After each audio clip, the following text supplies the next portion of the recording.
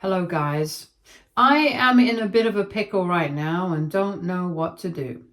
I, 27, male, used to be married to my ex, Glenda, 27, female, but our marriage broke down due to her affair. We had been together since I was in college and she was my first everything.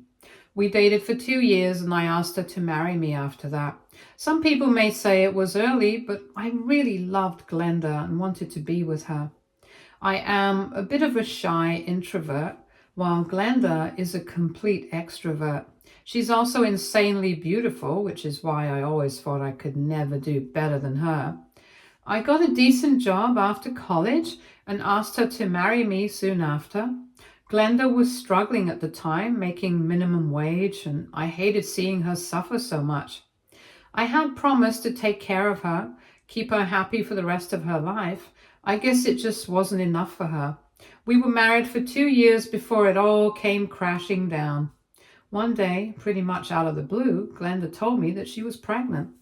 Before I started to celebrate and become happy to have a child, Glenda quickly informed me that the baby wasn't mine. I can't describe to you guys how I felt when I heard those words. Glenda looked so cheerful and nonchalant that I initially thought she was joking. I was just not ready to accept that she had cheated on me and got pregnant by another man. What was worse was that she didn't look even a little remorseful after getting caught. She happily told me that she had fallen out of love with me a year ago and had started seeing someone else on the side. I cannot remember everything she said to me because I had a pretty bad mental health episode later that basically made me forget the details of what happened. I only remembered her telling me that she fell in love with someone and is having his baby. I remember asking her if she was sure it was his, and she said that her intuition can never be wrong. I was stupid enough to stay with her if the kid had turned out to be mine, but she was sure that the child belonged to the other guy. Glenda told me that she had already filed for divorce and wouldn't be asking for a cent from me. Her new guy was a rich man who had promised to take care of her and her child completely. She also told me that the guy thought we were already separated, so I shouldn't leak any information about the divorce. I wasn't in the mental space to do that anyway.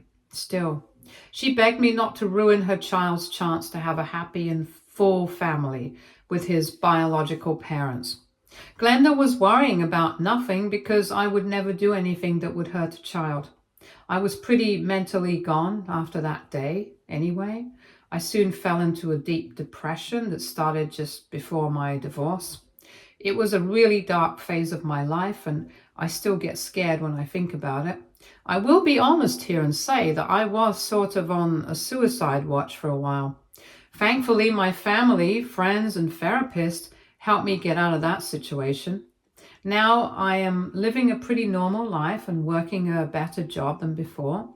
I stay away from dating or relationships of any kind, and I'm definitely not falling for the marriage crap again. I was having a decent time, minding my own business, but then suddenly Glenda showed up at my door. I was extremely surprised to see her and even more surprised to see her crying. I asked her what she was doing at my place, but I wasn't prepared to hear what she had to say. So it turns out Glenda's husband discovered that her son wasn't his. Sorry, I haven't mentioned this before, but Glenda married her affair partner just a month after our divorce was finalized. She had wasted no time in moving on with her second marriage to her rich affair partner. Yeah, I know that her affair partner is super rich. Anyway, Glenda was convinced that her son was her now husband's child. But turns out her instincts were out of whack. Her husband developed some doubts over the years, but Glenda swore up and down that the kid was his.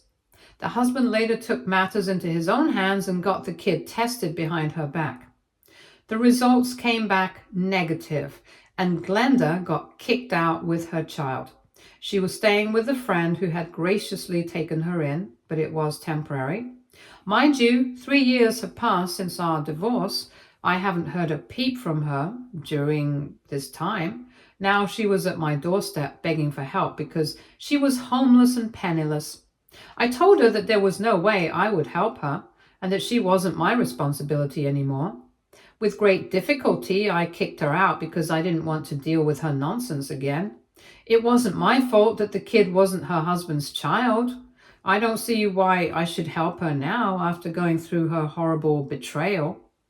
But Glenda is blowing up my phone and telling me that I should be sympathetic and should help her out in time of need.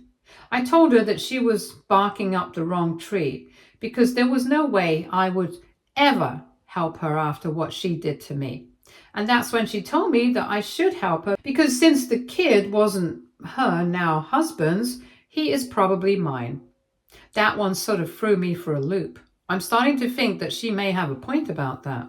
I still don't want to help her, but I keep wondering about whether her son is truly mine. It's been 3 days and I'm very close to losing my mind over these issues. Glenda is still begging for help and trying to guilt trip me. I am so lost right now. I don't know what to do. Please help me, guys. I would really appreciate some advice.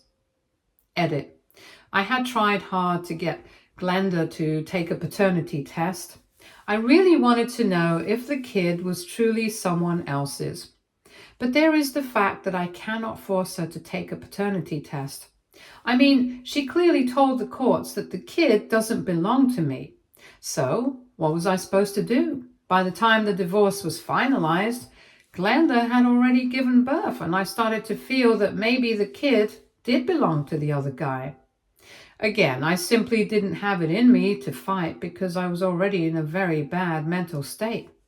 I had to focus on getting myself out of depression and taking control of my life. I couldn't do much anyway since the guy had put himself on the kid's birth certificate. Also, I will tell you the truth here. I had assumed that the guy had gotten the kid tested and confirmed that he was the father. A rich guy like him had to be clever enough to do this, but he may have been under the illusion that Glenda was dedicated to him and wasn't lying. Men in love can be ridiculously dense. Look at me. I didn't even suspect that my wife was having an affair until she came and confessed to me herself. Also, people have been baffled about the fact that I never told the guy about the lies. Well, Glenda begged me not to so that her child could have a stable home with married parents. I will be honest and say that I was tempted to confront the guy and maybe throw a few punches, but that would have landed me in jail. Besides, I had very little sympathy for the man who knowingly slept with a married woman. No matter what the lies were, he should have known better than to sleep with someone who isn't fully divorced. I would never have done that, so I found it to be ethically wrong in the first place. Guess the guy was really lost in love and the joy of being a father. Update 1. I haven't mentioned it in the post, but I was actually mentally struggling to make sense of everything. Glenda talking to me again brought back a lot of trauma related to my marriage. Some of you have already pointed out that I still have some mental trauma because I have been speaking of dating and marrying in a bad way. Yeah, I am still terrified of being betrayed and cheated on. You have to understand that Glenda was my first relationship.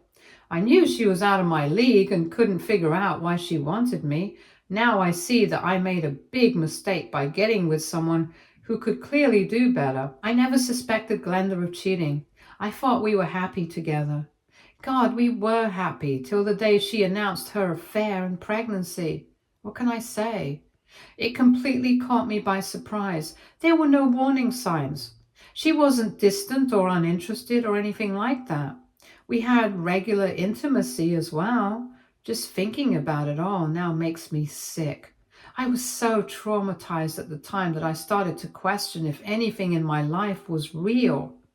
Mental health problems run in my family, and I think this incident was a major trigger for me. Anyway, I don't want to scare you guys or anything. I am doing much better and still go to therapy when I feel down.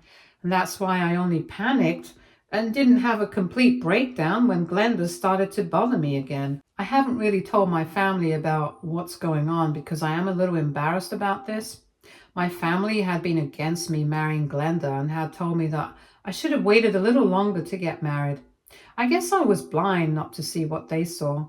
Getting married so fast and so young was a stupid idea. I think I knew that Glenda wouldn't stay with me, so I thought maybe if we got married, no one would steal her from me.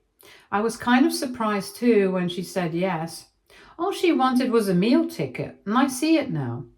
There is no illusion anymore. She is still blowing up my phone, by the way. I have contacted my lawyer and set up an appointment with him. The DNA test needs to be done. Glenda may be claiming that her son is mine, but I know better than to trust her word. She has lied to me before, so she can easily do it again. Besides, I'm not stupid enough to listen to a woman who lied about her kid's paternity to her affair partner as well. Some of you were really leaving some nasty comments on my post because you thought I was abandoning my child. Well, I wasn't going to do that. I just didn't want to take risks before knowing that the boy is actually my son. I'm not sure what I will do if he does turn out to be mine, but that problem is for another day. Right now, I am going to keep trying to set up a DNA test with my lawyer's help. It may take a while, so the next update will be late. But I am already assuring you that I won't be a doormat and take Glenda back like she wants me to. Even if the child turns out to be mine, there is no way I am resuming any kind of relationship with her. We can co-parent at best, and she will get nothing more than that. Also, I plan to ask for full custody from Glenda if the child is mine. He is 3 already, so it's not like he needs to be around his mother most of the time. I will do my level best to avoid giving Glenda anything, but I guess we will find out in the future. Update 2. Hi guys. I know you all have been waiting for this update. Again, sorry for taking so long. It took me a while to get Glenda to take a paternity test. It's a very long story, so you guys need to buckle up. I should warn you that what happened is a little wild and maybe shocking for all of you. So after my last post, I reached out to my parents and told them what was going on. I set aside my pride because I knew I would need help. If I had gotten custody of the child, I would have needed my parents to help me a little. Also, I cannot keep coming back here for emotional support, and I need someone to talk to in real life.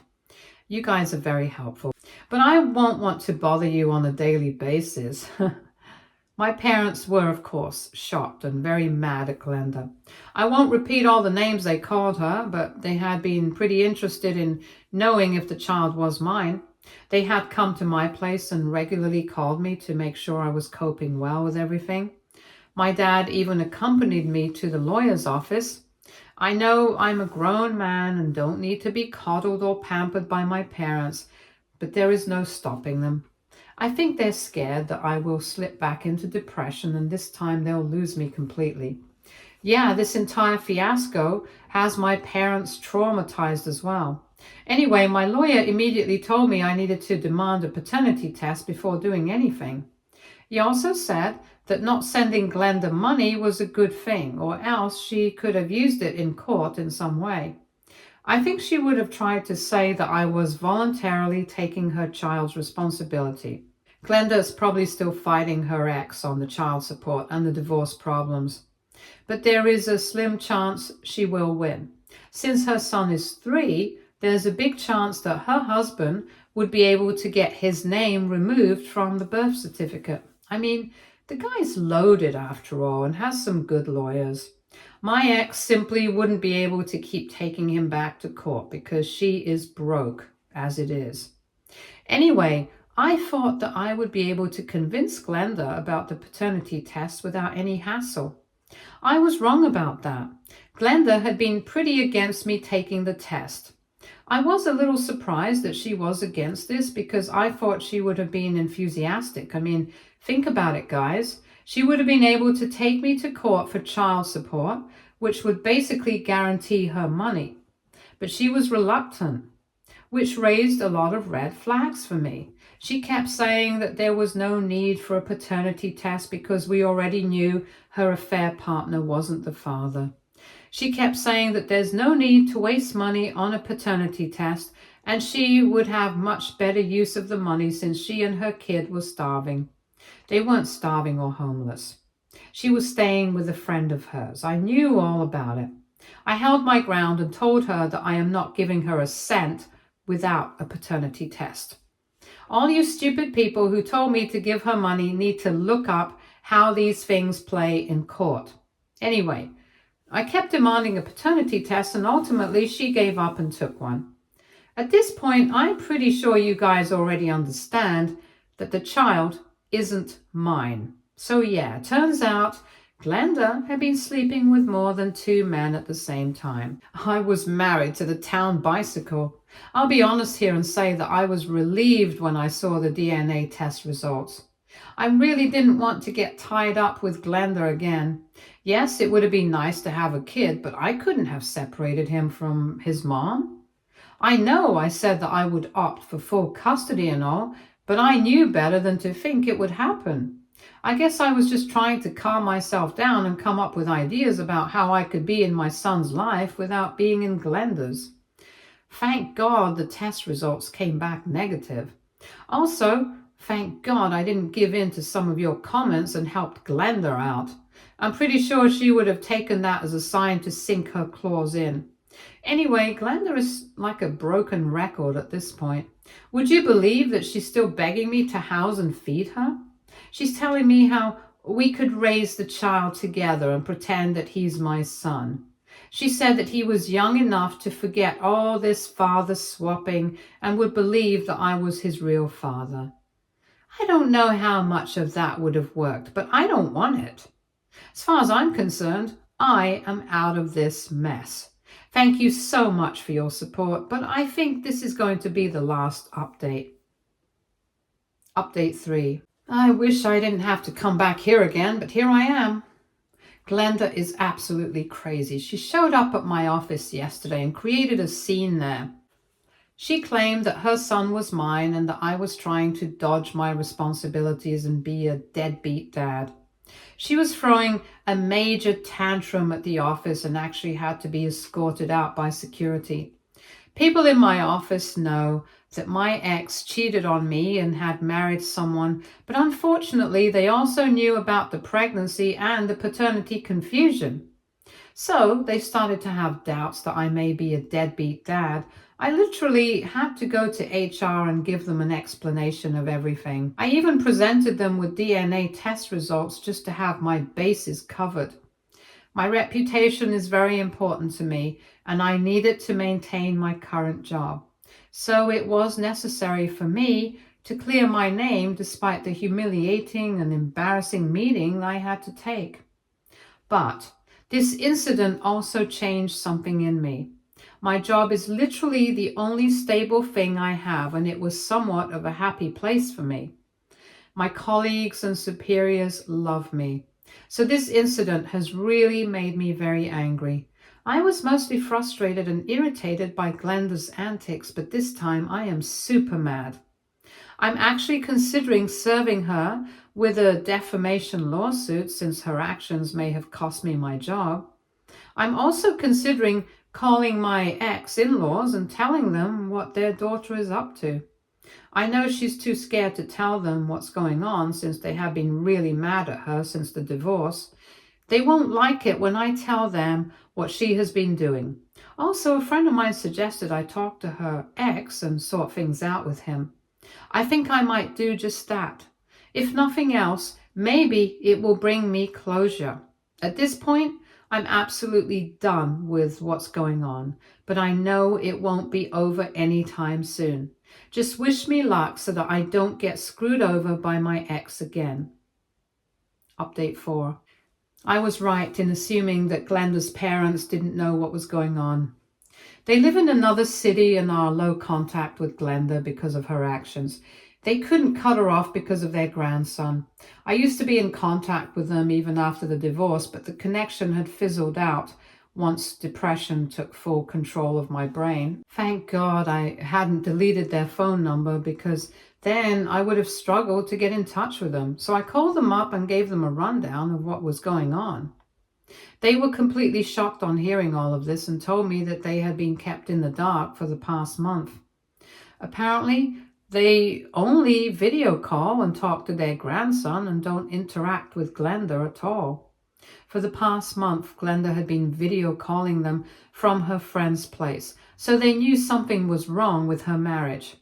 They weren't surprised that she wasn't able to hold down a man because she had already proved herself to be trustworthy. They were talking about confronting her, but I called them and spilled the details before they found out on their own. Her parents are absolutely furious with her and don't even know what to say. They tried to apologize to me on her behalf, but I stopped them and told them that none of this is their fault. They are actually good people and treated me like their son. They had been there for me when their daughter broke my heart and happily went on to marry her rich affair partner. Anyway, they did tell me that the affair partner actually seemed like a decent man, so it was a shame that he wasn't the father. We talked about the situation some more, and I informed them that they should check on their grandson to make sure he's being treated well. A lot of you have been leaving me messages and comments saying that you're worried about Glenda's son because he is innocent in all of this mess. I've received some DMs where people have been telling me to somehow help Glenda out so that an innocent child wouldn't suffer. I'm not mad at you. I know you guys mean well for a child who actually is blameless, but I simply can't help the child without helping Glenda. Instead, I communicated with her parents and told them about what was going on.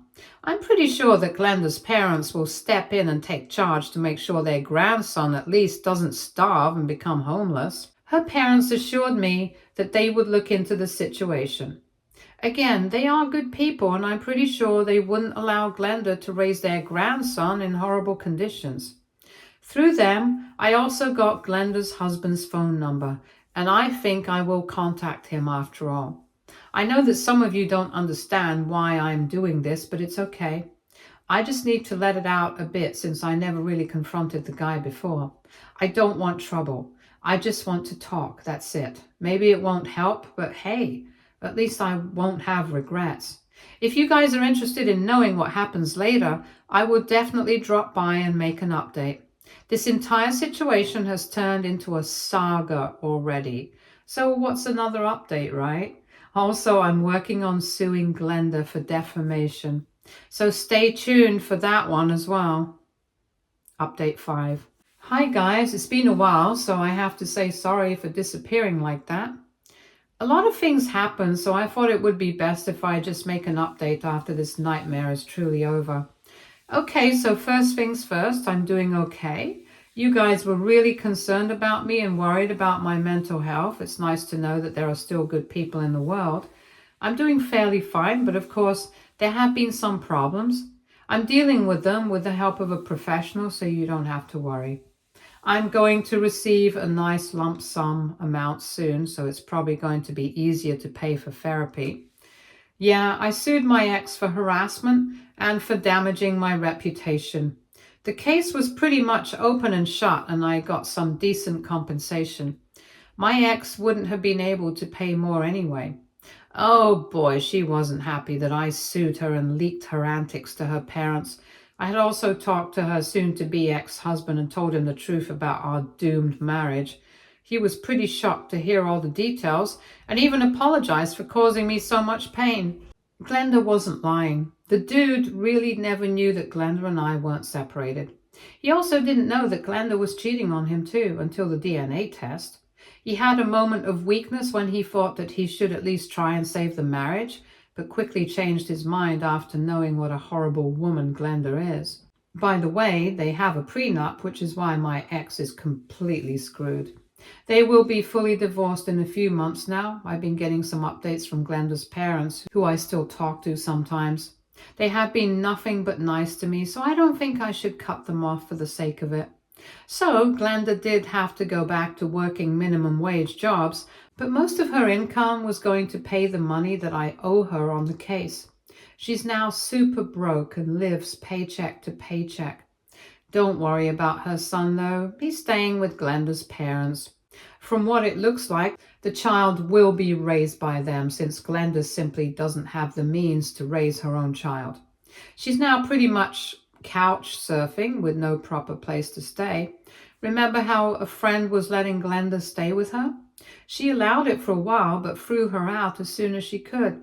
I think this friend also wanted to get rid of her fast since she wasn't happy with all the freeloading that Glenda had been doing.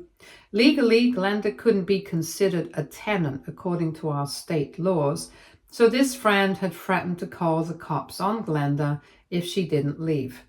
Glenda had to leave and then turned up at her parents' door, who refused to house her or support her in any way. They knew that she would mooch off of them if they allowed her to stay. Glenda apparently broke down at her parents' place and begged for a little help. They only agreed to take her son in, and you know what happened next. You may feel bad for Glenda, but I don't.